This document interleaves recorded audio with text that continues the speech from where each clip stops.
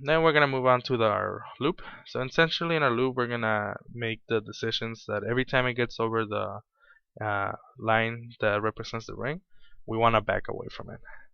And as I said before, we're gonna use two variables. We're gonna use the ones that we made before, back time, and we're gonna use turn time. And what we're gonna do with back time is each time that it goes through the loop, we're gonna add 1 to it. And then we're gonna do the same with turn time. And so what these variables are going to do is we're going to add them to our delay for each time we turn and back away, so that delay is not always the same. And so that would mean that our robot is turning for different amounts. Now we don't want to accidentally back away for too much, so then we are going to give it a limit. So if our back time ends up being too high, in this case being 200, we're gonna set it back down to 100, just so that we don't accidentally get too large of a number and our robot is turning indefinitely. I mean, backing away indefinitely. We're gonna do the same thing with turning, but turning is going to be, we can do it a little bit longer, since you pretty much turn in place, so you don't have to worry about accidentally going out of the line as much. And again, we're gonna set it back down to 100 if that happens.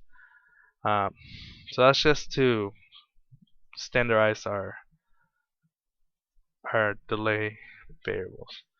Now the next thing we're gonna do is we're gonna have an if statement, and this is the actual important if statement. And what we're gonna do is we're gonna check our leftmost sensor, which is sensor 11, and then we're gonna check if it's low. If it's low, that means that it's stepping over a line, and we wanna back away from it. So first we're gonna back away from the line, and just to so that we're able to tell that it's hit the line properly, we're gonna make it play a note.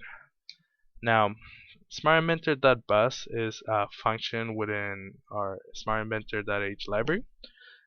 You call it like this, and basically the first thing you put is a node. So this node represents a frequency, and then different frequencies are different sounds. And this is the duration. So you can pick something more standard like a 8 node, a 16 node, or a quarter node. Depending on the number is basically how long the node is gonna last. So we're just gonna pick 12 because we don't want it to last for too long. And then this is where we're gonna use our variables that we made. So basically we're gonna make it so that when the robot's gonna back away for this delay amount.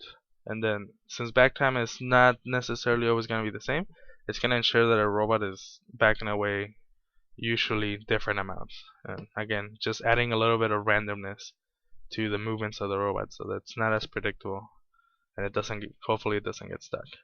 After that, we're gonna move and turn to the right. It doesn't really matter whether you turn to the right or the left, it's just a preference thing. And again, like we did with back time, we're gonna have a delay with turn time that is variable. And after all of this has been done, we want our robot to start moving forward again. So that finishes that if statement. Now we're gonna do the same with our right sensor, number 18. And basically what that's gonna do is it's gonna look exactly the same as our sensor 11, right? We're still gonna check if it's slow, and then we're still gonna do the same amount of steps.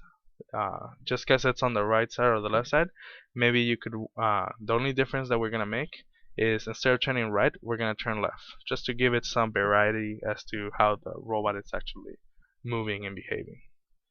Right?